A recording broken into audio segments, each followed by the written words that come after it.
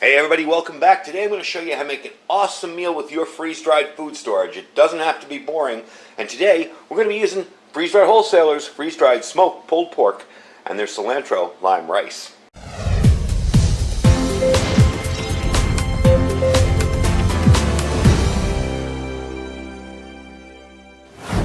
Alright guys, welcome back. So unless you guys have been living under a rock on this channel, you've seen me do cooking videos with my freeze-dried Wholesalers food. And I really like this stuff. It's very convenient, very easy to use. I have actually rotated some of it into just using it daily. And if you follow my feed over on the comments area of my YouTube page, you'll see where I made some lasagna with the penny pasta and some of the freeze-dried meat and cheese and everything. Stuff is amazing. It comes out great. Tastes just like regular food because that's what it is. It's just plain, pure, simple food. There's no junk, there's no fillers, there's no additives. It's just good stuff. So all this stuff is vacuum sealed and packed in a moisture and oxygen free environment. You got an easy tear open bag, it's resealable, and you got fast and free shipping, and you get a 100% satisfaction guarantee. So if the stuff is nasty and you don't like it, you can send it right back and give you a full refund. So can't complain about that. Now, with the main thing we're using today, which is the freeze-dried pulled pork, and by the way, you can tell I've opened it because I've already made one of these and it's really, really good. Contains about 11 ounces of freeze-dried smoked pulled pork, which is the equivalent, when hydrated, of 44 ounces or 2.75 pounds if purchased at your local barbecue place. Once rehydrated, it's ready for use. Each ounce of dried smoked pulled pork will weigh approximately 4 ounces once rehydrated. It's fully cooked, so it's perfect to take on a hike or a camping trip, or, like I'm doing, storing it away for preparations, because I do have another bag of that. And it's really easy to make. You don't have to lug around a cooler, ice, worry about it getting bad or going bad. And there's more than enough in a bag like this to have many a good meal out of. So what I'm going to do is put this together. I want to show you this too. This is something new from them. This is the freeze-dried cilantro, lime rice, and fire-roasted corn. I have tried this. It is really good, and it rehydrates very, very quickly. But these things rehydrate a little differently. This just needs cold water. You're going to take what you want. You're going to put it in some cold water, cover it, and let it sit. Give it 10-15 minutes.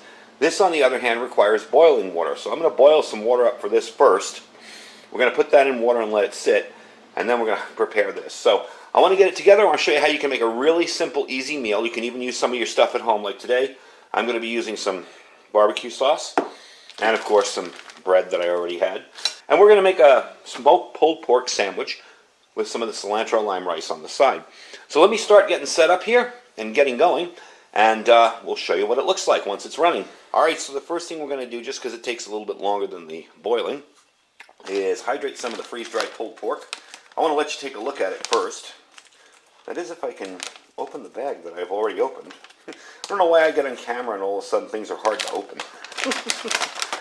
Anyway, let's get the oxygen absorbers out of here so I don't accidentally. I stick them back in. I might as well, we're not going to be using the whole bag here today. So I do stick them back in, but I want to get them out ahead of time. There's two nice little chunks. Should have used a smaller spoon, I think, or a scoop. There we go. Alright, so I don't have enough water in there, mainly on purpose. I'm going to show you what it looks like really quick. This stuff feels like styrofoam. The styrofoam is so light. That's your pork right in there. So what I'm going to do is kind of break it up a little bit. Stick it in there. I'm going to add some water, just so it covers it. And you can always drain, there's no such thing as too much water with this food. I have gotten people who've asked me, but what if I put too much water in it and it hydrates too much? Well, it won't hydrate too much. It won't get soggy or nasty. Basically what you'll do is let this fill up and hydrate, and when it's done, just drain off the water with a strainer, or you can just cover it with your hand and drain off the water, however. So that's pretty much done. We need to give that about 15-20 minutes to be fully ready, but it's fairly quick and easy, and it's pretty much finished. So, next up, we're going to be doing the lime rice. Now, they say to get water boiling, and again, there is no exact measurements for this. You're just going to get some water boiling. You're going to put some of this in it. Let it boil for like a minute. That's my personal trick for it. I let it boil for like a minute, then I take it off and just cover it and leave it alone. Let it sit there. And it will rehydrate. And again, if you have to drain off some water, no big deal. It's not going to get too runny or mushy. You just drain off the water and you're good to go. So, for that job, I have my pot over here. There we are. And I'm going to just pour some water in it. Doesn't really matter how much. That's a little, actually that's a little too much. That is a little bit, just because I don't want to waste it. Okay. I know, I tell you, it doesn't matter how much water you use, and then I go and take some out. So this stuff has black beans in it, carrots, corn, the brown rice and white rice, I might add. Let me give you a look at it. Okay. And I'm just going to dump a good amount in here because I want to do a little fill up on it. Maybe one more scoop. That's good. I'm going to mix it around a little bit just to make sure the water gets everywhere. And now I'm going to heat it up. Now it says to put this in boiling water to begin with. What I do is heat this up to boiling, let it boil for about a minute. Again, they're really hard to mess this food up. And this is how I've done it before, is I put it like this in the water, then boil the water, then take it off and cover it, and leave it alone, let it sit for, 5 or 6 minutes, 5 or 10 minutes, whatever, and you'll be good to go. So let me fire up my stove. The reason I'm using this little stove today is because it is an excellent simmer stove, as well as a regular, full-on torch, blowtorch for boiling. That's from Alox. You can check that out. I'll leave a link down below, the Bang Goods store, where I picked it up. So you can check it out down there. All right, so we're going to let that boil. Going to let that hydrate. I'll bring you back when we're all done and show you what it looks like before we plate it all up and get it ready. All right, so I wanted to show you how I do the pork. It's pretty much rehydrated. There are a few little pieces in there that could use a little bit more. That's why I'm going to leave it a little moist when I put it in the pan with the barbecue sauce and spices to cook it. So first thing I'm going to do, just drain off the excess water. You can see there's still a little bit of water left in it. And you can see what the product looks hydrated, and it actually tastes really good. Good stuff. So, that's pretty much done. I'm going to push that to the side. And I'm going to take the lid here, because that stuff's almost done. And again, that has to be strained a little. You're not going to, this isn't like a mountain house where it's going to suck up all the water. There you go, let me taste it. Yep. So that's fully rehydrated. I'm going to stick that to the side, and we'll drain that in a second. And I'm just going to put the pan on a very low heat with some of the pork in it. And that's why I like that. That's lit, by the way. You may not be able to tell it, but it is a lit stove. There we go. Now for this is why it helps to have your own spices, and this is why I tell people, if you're going to stock up on food, make sure you stock up on spices as well. I got a little bit of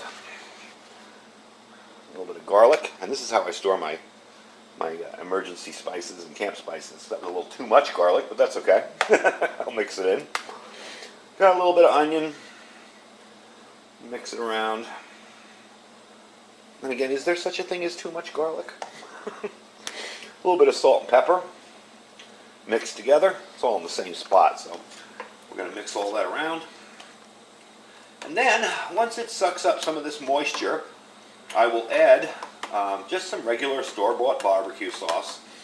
And that is another good thing to have in your preps, is barbecue sauce, because it fixes everything. Anything that doesn't taste all perfect, barbecue sauce, pretty darn good. So with this, I'll show you how I'm going to do it. I'm just going to put it in here and let it drain off. It's hot, it's ready, it's all set, so I don't have to worry about that. Just drain off the excess liquid, and that's ready to go. And I'll put it back in the pan for serving. And we will get this mess out of here. And I'll bring you back when I add the barbecue sauce to that, and we will see how this all plates up and tastes. Alright, so most of the moisture has been absorbed. I don't want it to dry out too much now, so I'm going to add some barbecue sauce to it.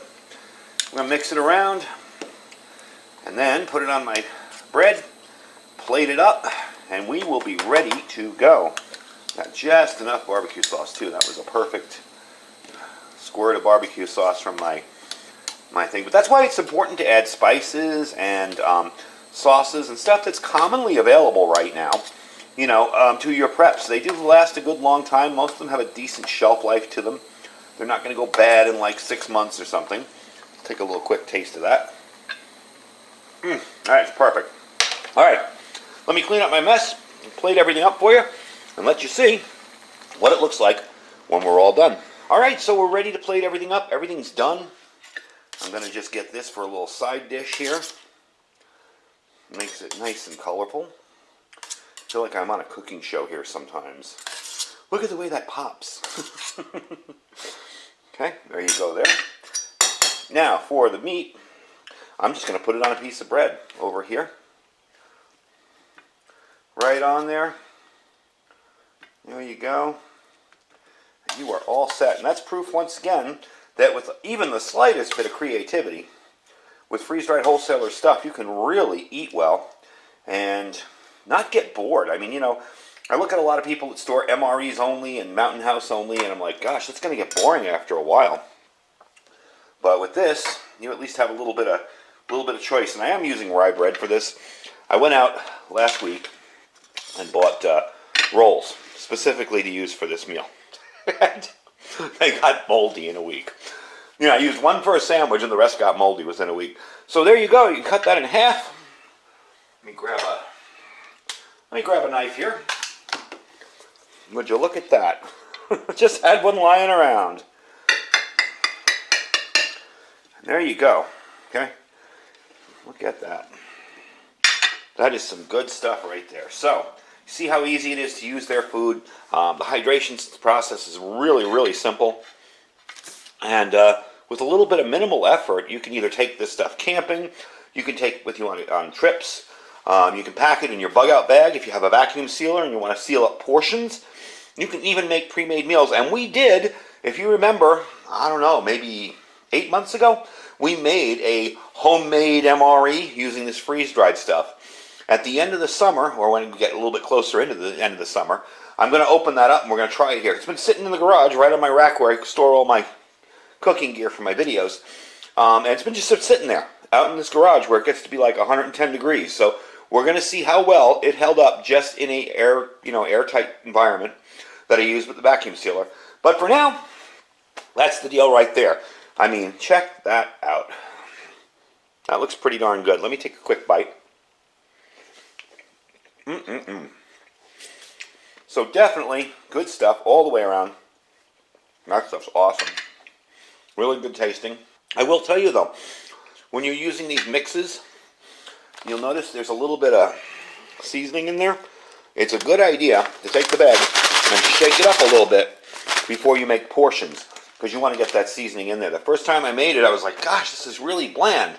Then I did it again and shook up the bag and I got all the seasoning in it. It was way, way better. So anyway, that is how to make yourself a freeze-dried pulled pork sandwich. Really, really easy, really simple. Again, the freeze-dried pulled pork, smoked pulled pork, is $33.70 a bag. And if you click my link, I have a link down below. If you click that link, you'll save 15% on your order. All you have to do, click the link. No special thing, no codes to enter, nothing complicated. He made it so when you click the link, you go to the site and everything's going to be 15% discounted. So anyway, folks, that's the video for today. Don't forget to check out their link down below and save some money if you're interested in getting started stocking up on this stuff. Don't forget to check out all our other links down below, as well as our Amazon affiliate store. And I thank you for watching. I'm going to go have me some lunch. Happy 4th of July, everybody. Stay safe and stay prepared.